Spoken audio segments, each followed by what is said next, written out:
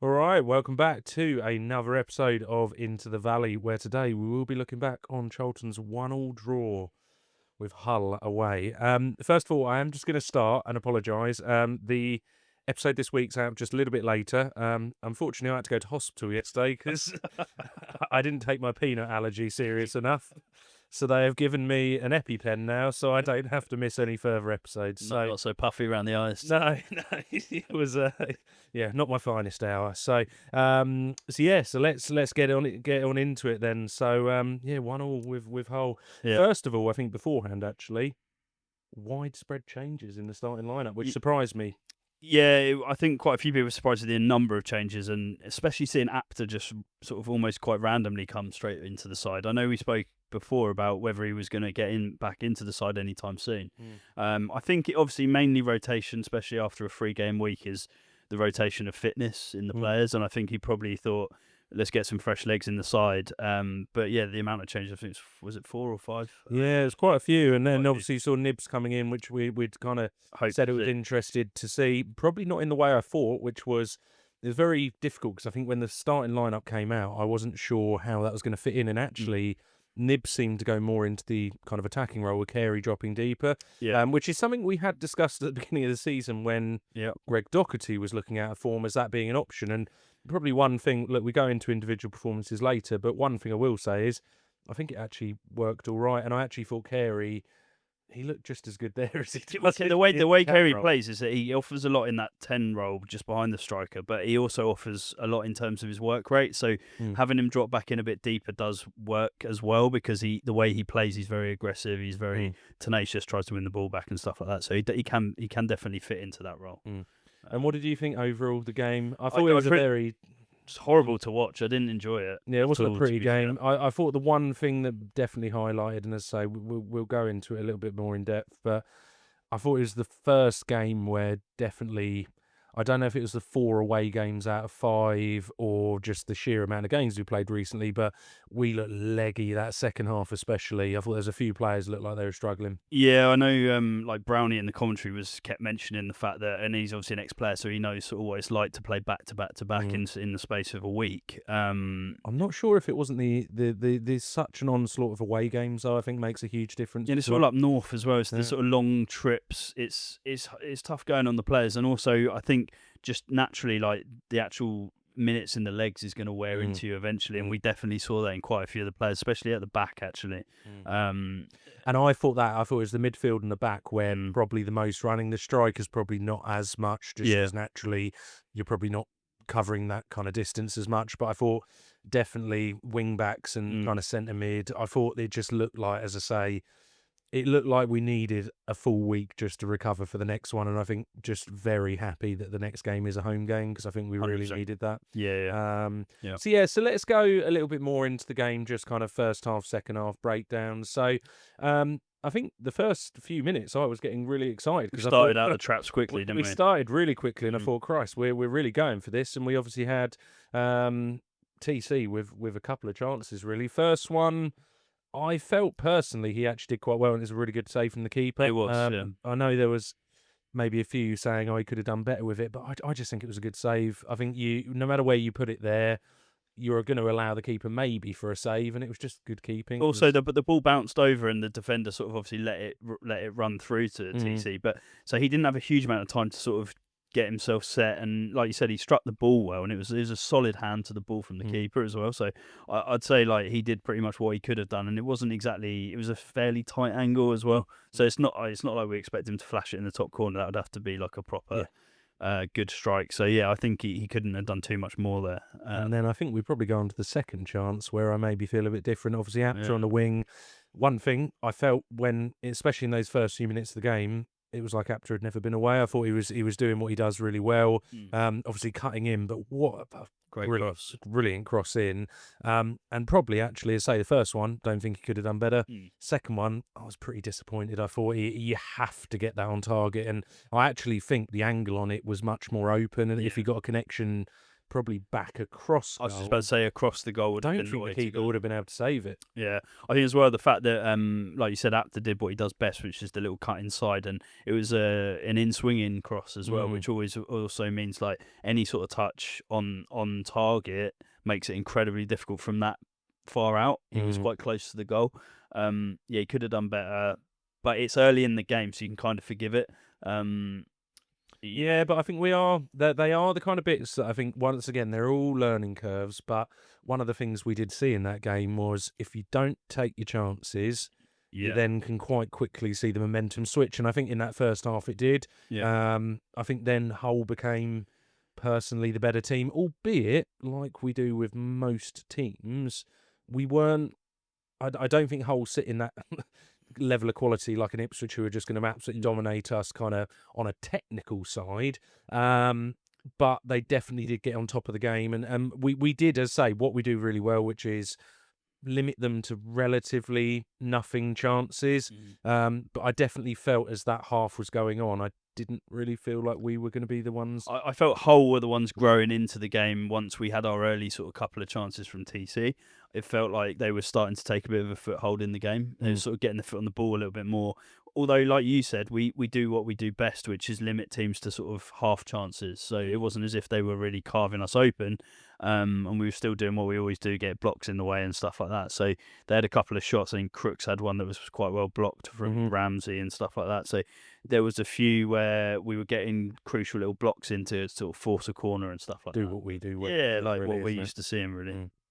So yeah, I thought that was kind of the first half summed up. It was, as the whole game goes, realistically, it was taking little bits of the game, because as an overall spectacle, it wasn't pretty. So No, I think going into the second half, obviously, starts off, they carry on with kind of the momentum of the game, and their goal. Yeah, we've spoken about, and we'll go into sort of Gillespie's overall performance, but how he's got that in his locker in terms of sometimes he's a little bit shaky at the back in terms of he's not exactly the most blessed when it comes to his pace and his sort of ability on the ball. But I don't know what he was doing. I mean, there was a chance. Moment of madness. He took it in at first, and I actually thought he took it in quite a difficult position. But he had the opportunity, and then he tried to like almost just start dribbling it out with like 3 men in front of him. It was a bizarre choice. The only way I can describe it is the head went a little bit. He dribbled the ball towards the 3 men that he was around as well. It wasn't like he was trying to run away. You know what Nathan Jones is like. He will have instilled there, if in doubt, get rid, lump it. Yeah. It was just, I think it was a head-scon. Yeah, it was. And then gave it to probably who I would say was their most impressive player throughout the whole game. Gelhardt, I thought actually had a really, really good game, was a very tricky player. Yeah. You can see he's got that quality. Obviously had Premier League games, I'm pretty sure, for Leeds, but has obviously covered them as well. So, yeah, no, and to be honest, we just made it very easy at that point. Obviously, he took the chance well, but we gifted it to them, which is very uncharacteristic. He also is a player in form as well. Gelhardt's definitely scored a few goals in his last few games, which means when that sort of chance arises, he's going to be bang up for just slotting that in the bottom corner, which certainly what he did. It was a good strike, to be fair, but there was nothing really the defenders could do. They were off guard. Keepers left stranded. It's difficult. You can't do anything. Really. Oh no, he took the chance well, and there's nothing really. All of that goes on to Gillespie, and I'm sure he knows that. And immediately he'll know that was on him. Yeah. I saw him afterwards, kind of apologising a bit to other players. So, so once the goal goes in, I think it was one of those games where that second half, the more it went on, the more I felt we're not gonna get that goal. No, I just felt. It was the most, normally we hit that next gear, and one thing I'm very proud of the team normally is our fitness levels are absolutely insane. We normally actually get better as the game goes on, and it was the first game where I felt that wasn't the case. I thought a few players in there looked like they were really, really struggling. Amari Bell, personally, was one of them that I think was, you could tell, definitely towards the end, I thought he was going to come off injured.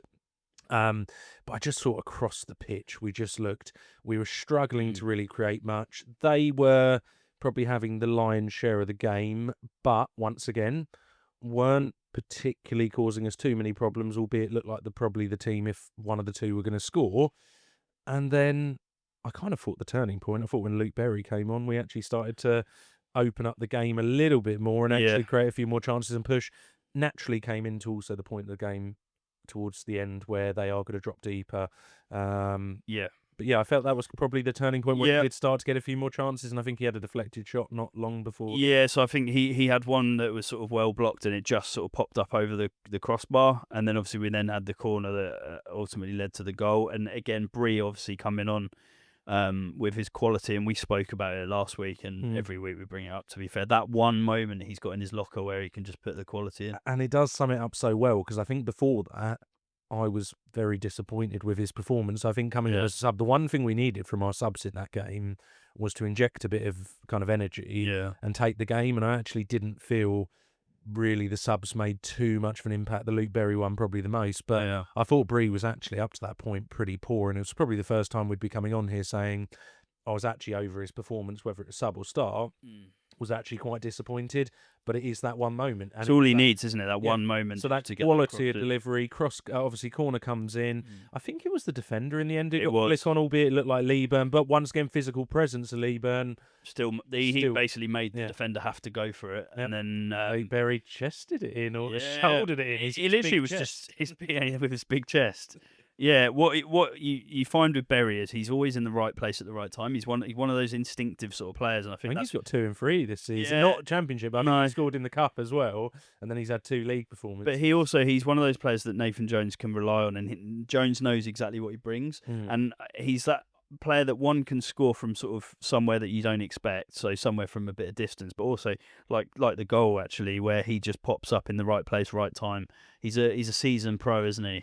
And do you think as well, because this is what I thought coming away from the game personally, but I think there's been so much talk about the new players who have come in. You almost forget about You almost forget, and I think you forget the actual importance those players bring. And we saw it last season with Berry. I think the Barnsley game was a great example where his experience, his quality got us back into that game and nearly won it for us. I'm pretty sure they came back and scored, but it was in this game of how important a player like Berry is, and actually someone who's been there. When you hear him afterwards, you can tell he's got that experience and casual about really it. Casual, really calm. And I think that's something that the young players will learn from, but also something that's going to be key when you look at players like Godden coming back in. I think you can easily look at, okay, we've now got Kelman, we've got Alaf, we've got whoever. And in that kind of camera, we've got Nibs, we've got Sonny Carey, but actually there is still a really important role for a Berry to play. And I was really impressed and actually really happy when that goal. Obviously, I was happy when the goal went in. I was jumping around, but I equally just felt it was lovely to see him get it and actually show that he has still got that really important role in the squad. You're bang on as well, like in terms of like having the blend of experience and youth, because youth brings like a sort of energy and a sort of rawness almost, whereas that experience, like you said, you've got Berry, you've got Godden, you've got a couple of others that have been in the squad for quite a while now, or at least they've played a lot of games at that level. That's where you need that sort of calm, composed head, and Berry is the perfect player to know when to be in the right place at the right time, and at that moment in the game when it's late in the game and he knows that there's a few leggy players on the whole side as well.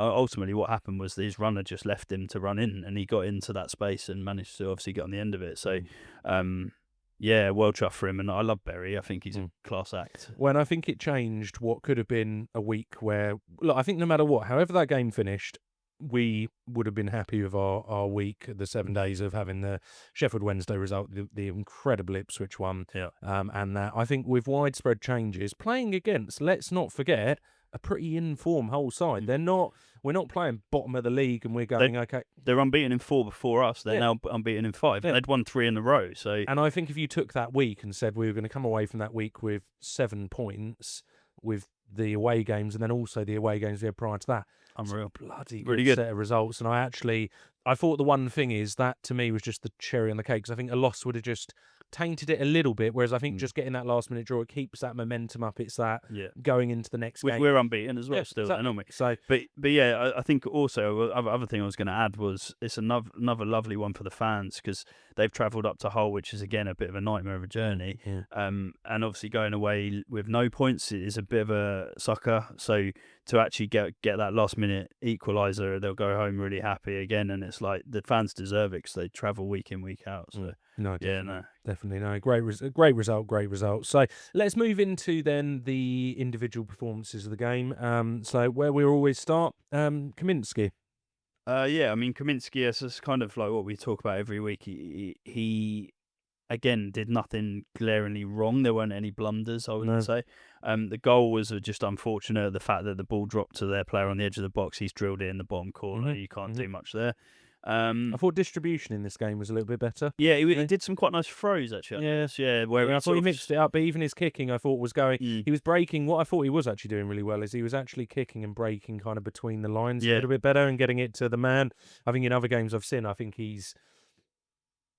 don't think it is his absolute strength of game, but I thought he was definitely a bit more positive. The overarm throws I definitely noticed out to the wings a couple of times, which really got us on the front foot actually, and on a counter, which was quite nice to see.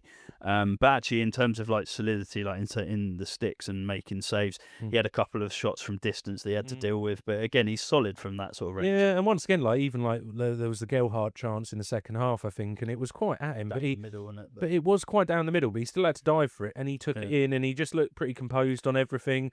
As I say, it wasn't a game where he was tested an awful amount, but to be fair, thrown at him, he did well. Again, if we hadn't have given away that silly goal, we're probably coming away with another clean sheet in the game, because apart from that, there wasn't really anything massively drastic he had to deal with. So. No, and I think there was, as I say, the kind of whole game towards it, and yeah, I think overall good performance. Yeah.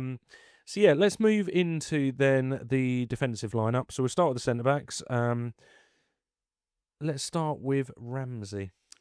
Yeah, I think Ramsey, of all the sort of, you mentioned about sort of tiredness within the back line, he was probably the freshest out of all of them. I think that's because I don't think he played in all of those games going through. He didn't. And that's probably the reason he looked fresher, but also the way he plays is quite athletic. He's always going to be quite pacey and things like that. He got on the end of a couple of good blocks. He had one where they sort of had a good strike from the middle of the sort of box, and he put his body on the line for it. Yeah, they're one of their stupid handball shouts. Yeah. But we're used. You never know of a ref, do you? No, I know. That's especially at that level. But yeah, no, that's what we expect to see from him. But he stepped up again and showed why he's so good in terms of his recovery. And blocking shots and things like that. He had another one, I think one of Crooks' efforts. He managed to get his toe on the end of it and put it out for a corner. So he's always going to be there to sort of get in the way, and that's what I quite like about him. And I thought the only probably bit of note that I thought was on maybe a bit of I think he gave the ball away in quite a dangerous position in the second half. But that seemed to be in a point where we kind of dropped into that little moment where we were just giving everything away and we just didn't really look on it. And I think a lot of that was a lot of fatigue around. It was an untidy game, wasn't it? Yeah, it was pretty ugly. And I think, strangely enough, I listened to a little bit of the commentary from their side, and I think they actually indicated that I think they're a pretty similar team to us, and I think it was actually two styles of teams who maybe expect the other team to be on the front foot. Yeah. And I think it was probably a battle between that, of Hull being a bit confused, sometimes being on the front foot because it's not something they're used to. Yeah. So I think that's maybe also contributed to the way in which the game kind of went. So Ramsey, I thought overall, as I say, definitely had the freshest legs, and on that, not one we had to have a conversation around that, and overall pretty good performance. Yeah.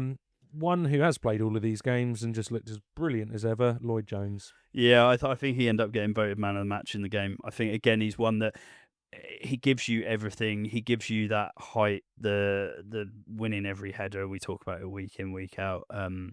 How well he reads the game as well. He's always there when he needs to be harassing their strikers, that sort of thing. And again, he's another one that had a really important intervention. I think they worked the ball well in the middle, were threading a through ball through, and he managed to get his toe on it and get it back to the keeper, which actually, if he's not on the end of that, who knows? They could have got on the end of it and tucked it away. Yeah, and I also think because Hull were a little bit more like us, where they would kind of pump the ball up sometimes, I thought the aerial side of it, of winning all those headers was actually quite important because it was pushing them back down the pitch. The one thing with Jones this season, which I'm really surprised with all the chances and everything we've seen, he still hasn't scored a goal. No, I think, it will come. He got involved in goals. Obviously, he had the one with Nibs, I think it was. He was the header back goal for that one, I think with Bree's delivery, it's only a matter of time before he gets on the end. He's definitely had some close ones. He will get one eventually. Yeah, it will come. It will come. So moving on to the final of the centre-backs, and probably the biggest talking point, I thought quite a disappointing performance, and this goes for the mistake as well, but Gillespie. Yeah, I think the disappointing thing with it is I think he had such a good game last week against Ipswich, then he did let himself down with the error, which is obviously, it happens. Like, we know that those sort of errors will creep in occasionally. It's just unfortunate that it happened. One, in the timing of the game, because that was I always think that's quite a crucial time of the game. That sort of just after the getting half out time. the first 15 minutes just to get your foot on the game. Because then you're really like battling to get back into the game. But also, it was just a little bit of a, like you said, a bit of a heads gone moment, in terms of there was no real reason for him to try and dribble the ball out from there. Yeah, and the only thing I can kind of put some of it down to is other players, I think, fatigue. He's been involved in some of these really hard performances, and the only thing I will say to that is a lot of these players have been playing all season. With him, he hasn't, and that can go one or two ways, where actually I worry if sometimes that kind of match sharpness, that kind of falls into it a bit. I do think this one was just an overall poor performance, because I thought the mistake he made, but I also thought of all of them, he was a bit more glaringly making kind of... we spoke as well in the Ipswich game about how he used his sort of wiliness to sort of really manage the way he defended in that game, in terms of like using his experience, and he's not blessed with pace, we know that, and in the Ipswich game he managed to position himself really well. I think in this game, because like you said, he was a bit leggy, he definitely didn't have one of his better games, and obviously the glaring one was the error that he made to give the ball away. Yeah, I think it's a bit of an all-over-the-place performance, and to me, probably reinstated that thought of as soon as Josh Edwards is back.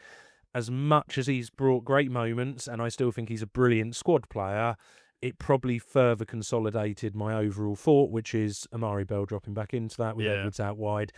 I think it's going to take a lot for me to change on that, and that didn't necessarily. The other thing with Gillespie is, like, the thing that endears him most to the fans is his sort of attacking ability. It's a weird one, because for a centre back, it's strange to say that, but his set pieces, you know what he's like for his set pieces, but also his sort of threaded sort of crossfield balls that he loves to play. In that game, we didn't see a huge amount of that. And then it was obviously glaringly obvious that his defensiveness in that game wasn't up to it. So, well, and I think it's summed up by the fact of all the three centre-backs, he was hooked in the 70th minute and the only one off. So that pretty much sums it up. So let's move out on then to the left-hand side, Amari Bell. Yeah, and again, he was another one that probably you mentioned already is a bit of a standout for looking a bit tired in that one. I thought he had a really good start to the game. I thought he kind of brought everything he has. I thought the moment where it switched was that little period of time where all of our players just started going really leggy. We were really struggling to get on top of the game. And I thought Amari Bell probably summed it up more than anyone. He, for all of his composure, which I think is his strongest part of the game, he looked the opposite. He looked it looked like there was a mistake in him towards the end of the game. I'm so shocked he didn't come off. I thought he was pulling up. I thought it looked like at points where he's almost looking over to the bench, like pleading with them. I think when it's quite blatantly obvious that players are struggling in terms of their fitness is when they don't really want the ball. And I think usually you'll see that he shows for it a lot. He's looking for either to get the pass away down the line or to sort of run into the space, and he holds the ball quite a lot usually. But I think you could tell that he was trying to get rid of the ball quite regularly, not really wanting to get on it massively, and that's understandable. If you're feeling leggy, you're not going to want to be running around loads. Well, and if I was Hull at that point, when you've got Amari Bell with Gillespie there on that kind of side, that's almost the bit of the game where you're thinking there, if I'm going to create a chance, I'm going to push on that side. Because as I say, and I don't really see it as a criticism to Bell, because I think he has put a lot of minutes in, and in all honesty, it was just legginess fatigue. Surprising thing is that he made the whole 90, to be honest. Yeah, I think maybe that might have been down to like who we had to be able to switch him for. Well, yeah, because Gillespie's kind of he's out there, and no, true. But I think it is definitely, let's say, the fact we got a full week, 'cause it was quite uncharacteristic, albeit, as I say, no way am I doing that negatively, Tim, because I think everything he kind of brings is brilliant. I just think it was one of those. So let's move over. It's a really difficult one with this one, because he kind of drops into the wing-back role in the team, but when it's Bree, I don't really have the problem having the conversation at this point. But Apter. Yeah, I think Apter, like we just mentioned, we were talking last week about, is he going to get back into the side with Bree playing so well? I think Jones probably saw it as an opportunity to get some fresh legs on, a bit of pace. What we know he offers is running at defenders. I noticed as well, because obviously throughout the game he was sort of running at their wing backs and doing what he does best, sort of cutting in, putting the nice cross in for TC's chance, which was really positive to see. He didn't really get any shots or anything like that away, which he's quite good at, usually running inside. But I did notice when he got subbed, he was quite angry with it, which it's nice to see in a way because it means that he's up for it and he really wants to get his sort of minutes in the legs. But obviously Jones saw an opportunity to sort of switch it up and actually ended up working in the end. Yeah, and I do understand it. I think he started the game electric, got that cross in. I didn't feel it was the game for his kind of player, and I kind of felt sorry for him because I think he would have been desperate to get on in any game to go, do you know what, actually, I'm going to stamp. Like, everyone's talking about Bree. I'll put my stamp on it and why I should be in the squad. And I thought at the beginning of the game, if the game had carried on like that, it would have been perfect because we would have got space, we would have pushed it out to him, and he would have had a lot of opportunity to show his ability. I felt the game. It was a slow game, wasn't it? That's the thing. And there wasn't really any sort of...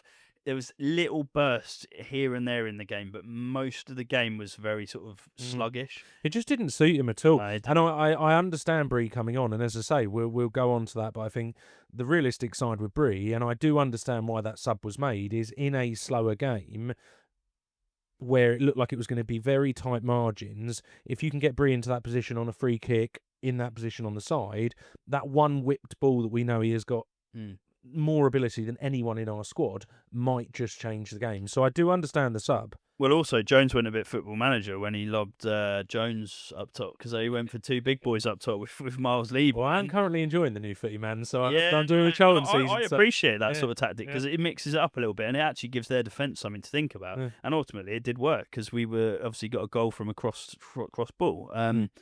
But what that meant was we needed somebody that had that real nice quality of cross to get on the end of those for the big men up top, which ultimately did work. Yeah, and I think I've looked at, as say, many subs that Jones has made with question marks over the season.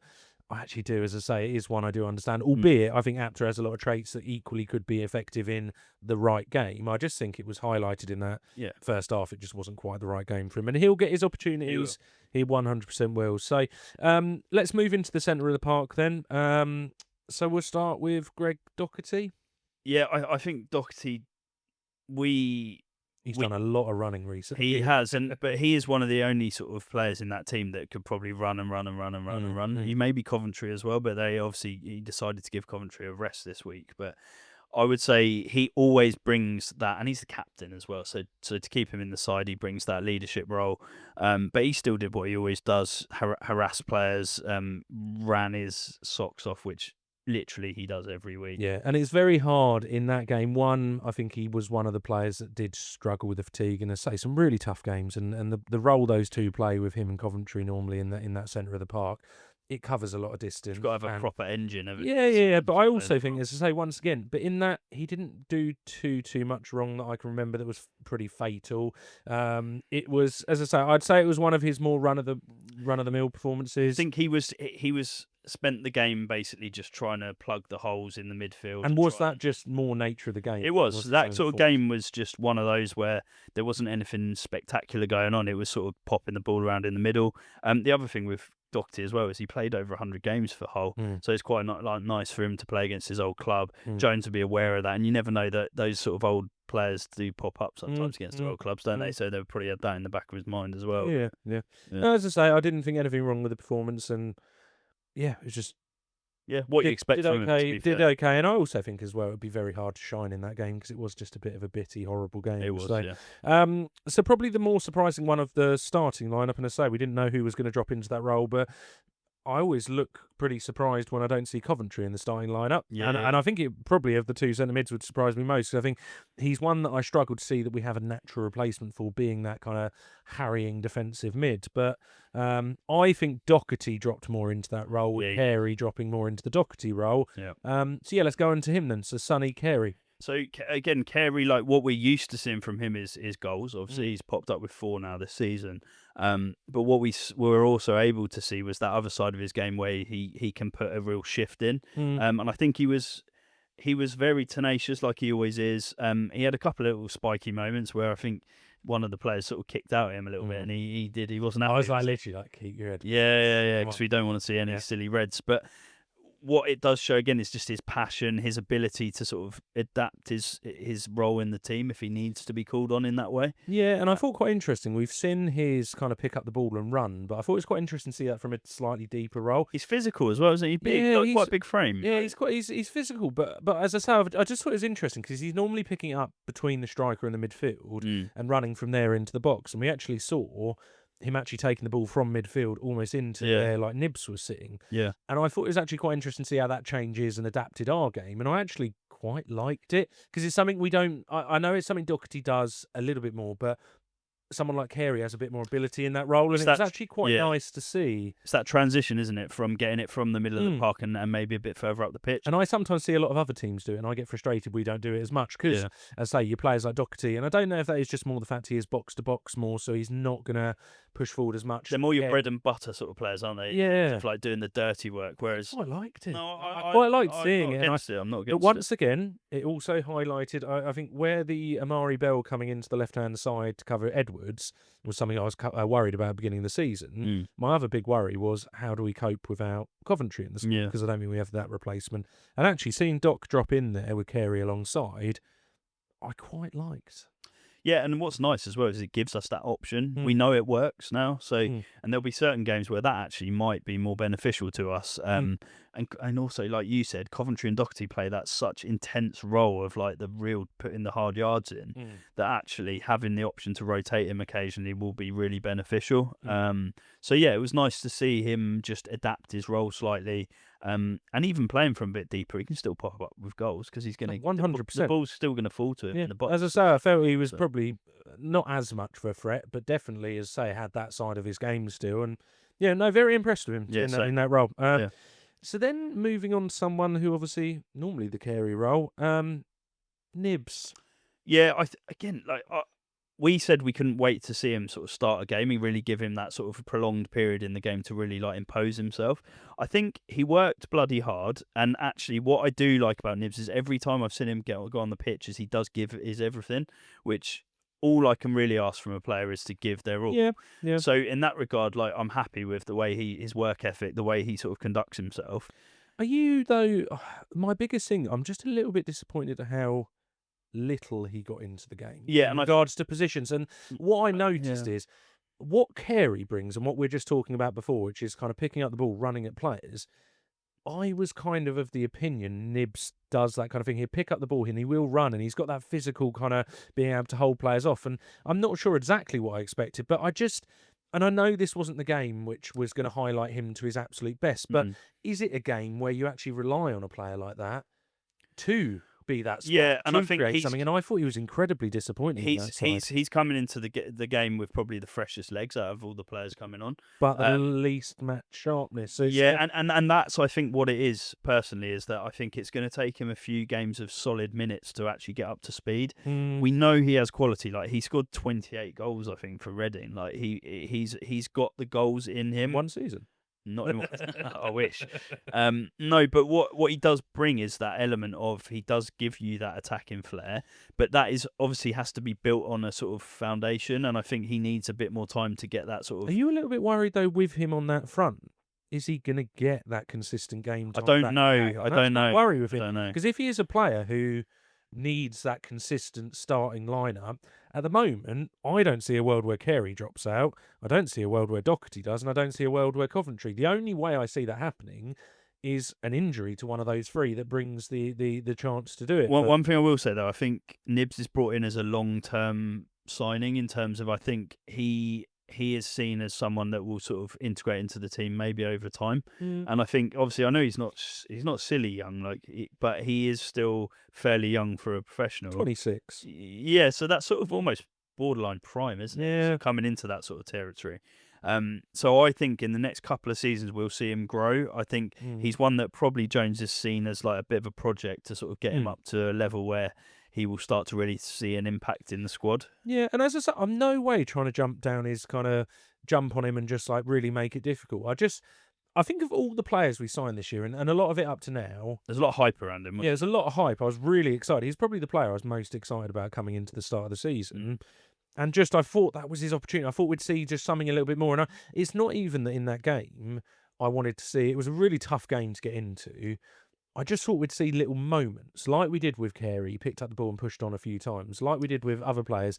I just didn't really feel like I saw any moments. The funny thing is, though, we just talked about the hype, but the hype was probably bigger around Nibs, yet Carey's actually been the one that's come in that had less hype around him and actually been the real standout. So that sometimes happens, and I think it just takes a bit of time for some players to grow in a new team as well. And I think maybe that might be it, that we'll see him start a few more games and actually we'll start to see him flourish, which is fingers crossed. I think it will happen. Fingers crossed. Look, there's clearly a player there. Yeah, definitely. Yeah, so as I say, it's not trying to jump down. I was just a little bit... I hoped I would see more in that first start. Tough game, though, it was. Yeah, very tough I game. didn't enjoy watching that game. No, it would be interesting to see in a really free-flowing, good game what he's like in that kind of position. So let's move on to then the final two. So we'll start with TC. Yeah, I mean, out of all of our players, he was the one that had all of pretty much the bulk of all of our chances in that game, didn't he? We mentioned about TC a lot, about his sort of the thing that he's really needing to improve on week in, week out is his final end product. And I think, again, it was highlighted a little bit about he's so good at getting into those dangerous positions, but when the ball drops to him, you never feel 100% confident that he's going to tuck it, do you? No, and that, at this level, whether you're in League One, Championship, unless you get to like high-end Prem, that's generally a conversation most people are having about wingers. They're normally probably the most wasteful in regards to, there's a reason you're not maybe the goal scorer striker or the central midfielder. You are going out there normally because, as I say, that maybe isn't your strongest point. You are taking on players and I think with TC is the most traditional of wingers who runs at players, loves doing that, and the output's not quite there. The one thing as well with him is he's extremely young, and that is parts of his games that hopefully he can craft of over time. Because the one thing I will say is there's many players who your criticism is we're just not getting anything out of him. One thing I will say with TC is every conversation we're having is around positions he's getting into, chance. Well, the fact you're having those conversations in the first place shows he's doing something pretty right a lot of the time. And it also shows that he's causing their defence problems, because that's exactly what he did. He got in behind their last defender. He had the one where it was threaded through and he used his raw pace, which we know he has in abundance, to get in behind. And again, defenders hate playing against when he pushed off as well. One thing I will say, and it's not the person you want to header, but in the second half, I can't remember who it was who whipped the ball. No, it was Coventry, I think. Coventry, but he actually did something that is more striker-esque, which I know is the role he's kind of more morphed into, but he kind of pushed forward and then Kay dropped off his man and actually won the header. Glanced it wasn't far away. Far away, and they are little signs and little glimpses that he is also as well adapting to the fact he is playing this strike, even though it is still more wing-based. It is still a completely new position. I think there's enough green shoots in there to actually be pretty happy.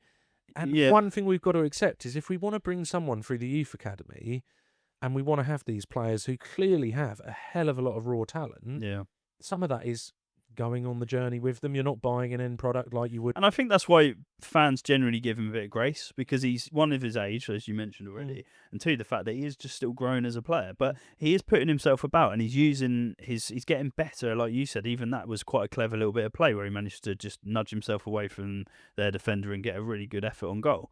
And I think they're things we'll see more and more as the season goes on, is that he'll be able to be a bit more wily with the way he plays. Yeah, and I do so truly believe this, that if you had him with a long-term injury, we would notice his impact massively. I think we maybe underestimate how much he does bring. He gives us a real sort of impetus going forward and something different for defenders to have to scares the hell out of a lot of wing-backs. Who, as wing-backs and centre-backs, that pace is absolutely electric. And as I say, it does cause problems. So as I say, I was actually pretty happy with the performance, albeit frustrated. When he does miss those chances, sometimes you do think, oh, Christ, like that is...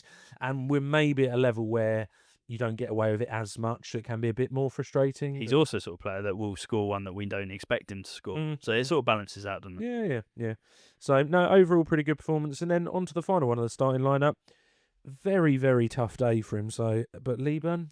Yeah, I think, like you said, it was a bit of a horrible game, that one. And I think for a striker in particular, where we weren't really creating a huge amount in that game, he did, again, what he does really well is I thought he started the game really well. He did. He started, he pushed a few players around. He bullied a few of their defenders, sort of barging them outside. Like, you just let you know I'm here. Yeah, especially their captain. I can't remember what his name was, but he gave him a couple of like sort of stiff arms and sort of really pushed him off the ball. And actually, like you said, it means early on in the game the defenders know they're up for a real hard time, and that's what he does every week, to be fair. And he's so physical, isn't he? Yeah, and the one thing I will say about Hull is I do think it was Hughes, their centre back, who I thought had an absolute belter of a game. I thought of all the defenders, I thought their other two were all right, not too bad, nothing to really shout home. But I thought he had a really good game. Was actually, I don't know if that's his general performance or whether he's just having a really good game. He's a captain, isn't he? Yeah, I thought he made it really, really difficult. And as I say, that is one thing they also did quite well. They did defend us pretty well in a lot of positions. So it was kind of two similar teams, and I thought very, very.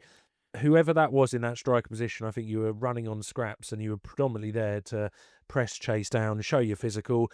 And he was, by the end of the game, a big part of how we got back into that game, because him still going in the 90th minute, pushing up against his physical side, was what allowed then the ball to flick through to Berry. And he's just he's a difficult player to defend, especially from crosses, because he's so tall. Like you said, he actually ended up forcing their defender to get a little glance on it, and that's why we got a goal in the end of the game. So he had an impact definitely in terms of being a nuisance. Didn't get a goal, but he was definitely sort of a nuisance for their defence. Yeah, no, definitely.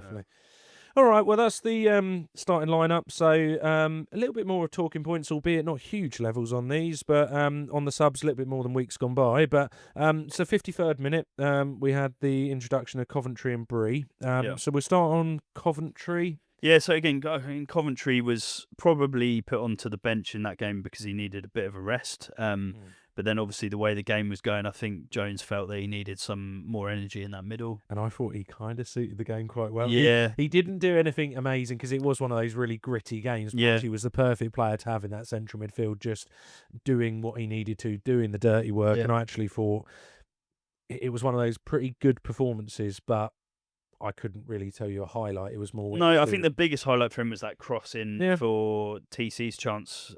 But what we have seen a few more times this season from him is playing some nice little threaded balls through, which he's got more. He loves getting in that position down the wing. Yeah, like kind of between the defence and midfield. So that inside pocket. Yeah, and I've noticed he links up with Bree quite nicely. Yeah, and it's almost like with them, because both of them have got an ability to cross the ball in quite well. They play between. It's almost like whoever gets the space first will cross it in. Will get the cross in. Yeah. And I'd rather, I have to admit, Bree is probably number one in regards to getting it in. But Coventry does do that kind of cross-whipped ball quite well. And I think we have, over the course of the season, seen quite a few chances created from it. Yeah, 100%. And I think, again, like it's just a high-quality player coming off the bench that's going to bring some more energy. And he will always bring the run in that he's got in him. But like I say, I think I've noticed definitely recently that he's a bit more expansive. He's sort of trying to look for the threaded passes, which is nice to see because that's an element to his game that he could definitely get more into his game. Yeah. And we're seeing it, to be fair. No, it's definitely improving this year. So let's move on to the other those two subs then. So Bree. Yeah, I think in the overall scheme of the game, didn't have a huge impact until he had that corner, basically. I feel if it wasn't for that corner, we'd probably be having a conversation of it was a pretty poor performance from him. Not awful. No. I just thought he didn't really come on and change the game in any capacity. And I thought we'd maybe, if we're bringing him on for what we're bringing him on and we're losing what we have in Apter, I don't know if it was his fault or whether it was maybe a little bit of ours, which was... I just felt we didn't get him into the game enough. If we were going to go down that tactic of bringing him on for what we know we're bringing him on for, the crossing, yeah. I just don't know. Yeah, I know, like I mentioned already, Jones went for the two big men up top, and I think that was obviously because we were at that stage in the game where we needed something. That was a different avenue to sort of try and attack them from. And I think the cross was good. I mean, if the flick on doesn't come in, then it's not.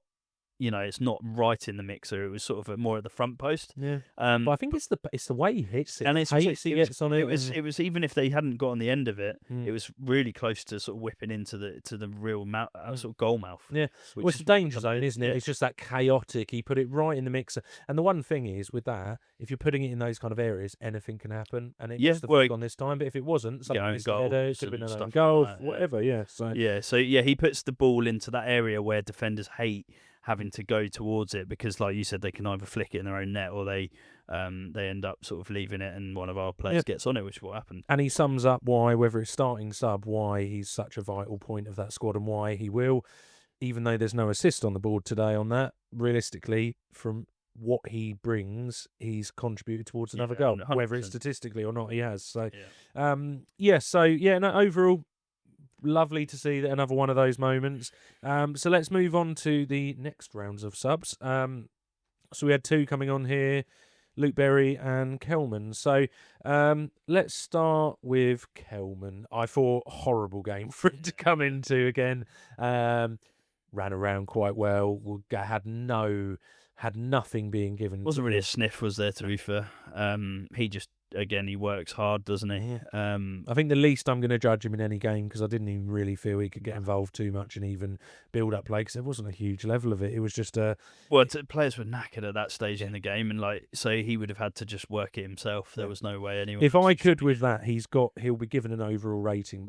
I would so happily just put not applicable, pretty nothing in the squad, and I don't think we were ever expecting him to come on and completely change the game how he plays. It's not what he is, and if you're not giving him anything, it makes it a pretty. He needs stuff to work off. He's that running off the last man sort of player in this. So it's just it's almost just a byproduct of the game, really. So, but the one we can say had an impact, Luke Berry.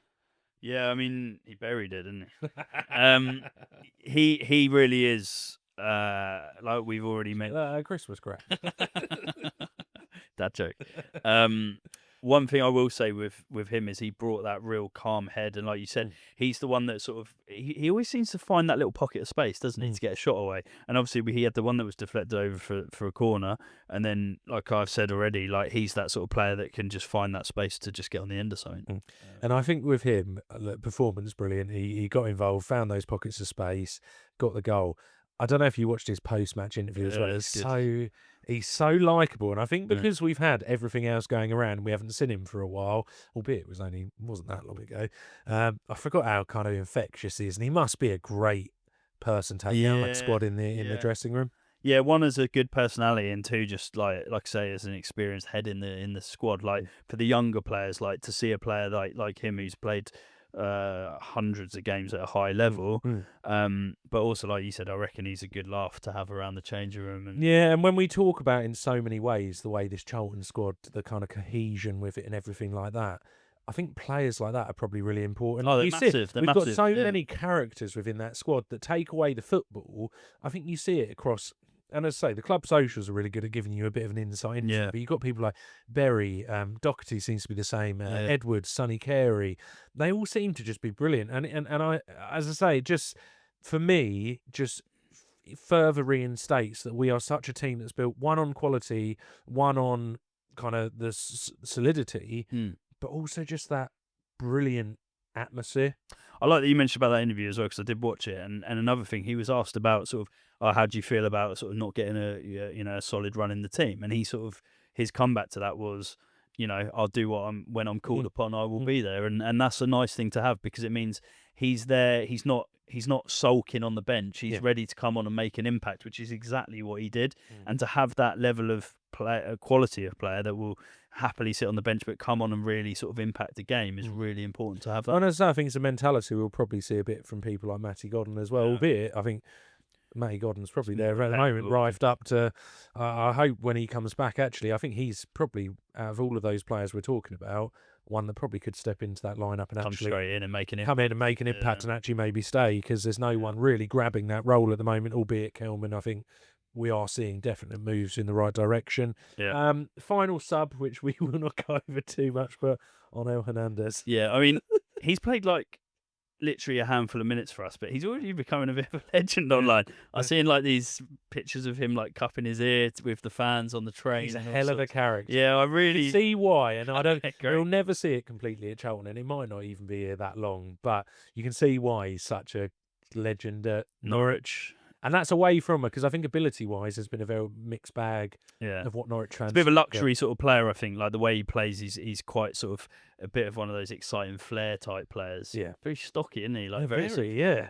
When I saw him come on, I thought, doesn't like shin pads either. No, don't want a shin tackle on. Yeah, he's Cuban, isn't he? I saw he's like the first Cuban, first ever Cuban to play for Charlton. But what's quite nice about him is, again, he's probably a player that brings a bit of energy to the squad. Even if he's in the background, he's still probably bringing that energy. He's so likable, and actually, I think he might surprise us a little bit and have a few little impacts in a few games. I would be interested, because once again, I think it was a game where he came on so late, it was very difficult anyway. But I'd actually quite like to see what he has got about, because he's not so much on the tail end of his career. Well, also Jones hasn't brought him in for a laugh. Like, he must have brought him in to think actually he could bring us something. Yeah. So I think actually he's getting up to speed fitness wise, because I don't think he had much of a pre-season. So I think that's partly it. I think hopefully we'll start to see him come on with like half an hour in the game and see what he's got. Interesting. Yeah, I'd like to see it. He does just make me laugh when I see him, he seems like a real character. Yeah, he does. So, well, there we go. Look, that overviews the game, as I say, not a pretty one, but to come out that week with the bloody good result. Points we have, bloody good result. And I think Jones summed it up earlier on in the season so well. Any championship away game, if you are walking away with any points, you've had a good performance. Well, also we're so good at the Valley. It's like whatever we build on away from the Valley is a bonus. And like you said, like especially up north, Hull's quite a horrible sort of up north sort of type of game to go to, especially after just coming off the back of another away game. But then we now go back to the Valley with our amazing sort of home form. Can we build on it? I really hope we can, because if we can, then we're starting to see ourselves solidify ourselves in a really solid position in the league. So. Well, and I think we will, as I say, at some point as well. I assume we will have a bit of a run of games at the Valley to counteract this. We've got back-to-back home games, because I know we've got Swansea, then we've got West Brom at home on the Tuesday. So we've got two at the Valley to really sort of try and push on and really sort of cement our place up in the top 6. Lovely. Well, let's move on then. Before we look at the glamorous heights of the table, let's move on to our next game then. So we've got a week break, so desperately needed. But Swansea City at home. Yeah, I think we were chatting about it before. Weird game. Yeah, so it's a strange one, because they're sort of a middle of the road side. They're not anything special, but they're not one to take lightly either. They're the sort of team that could catch you out. And I don't know a huge amount about it. I look through their squad and I'm thinking, like, I don't really recognise a huge amount of the players they've got in there anymore. They're a strange one. They're very. I mean, the one thing I looked through beforehand, because they seem to have just been kind of gone under the radar to me of a lot of teams being talked about this year. They're very middle of the road towards things. If I was highlighting one thing towards them, is it looks like their chance creation is absolutely on the floor.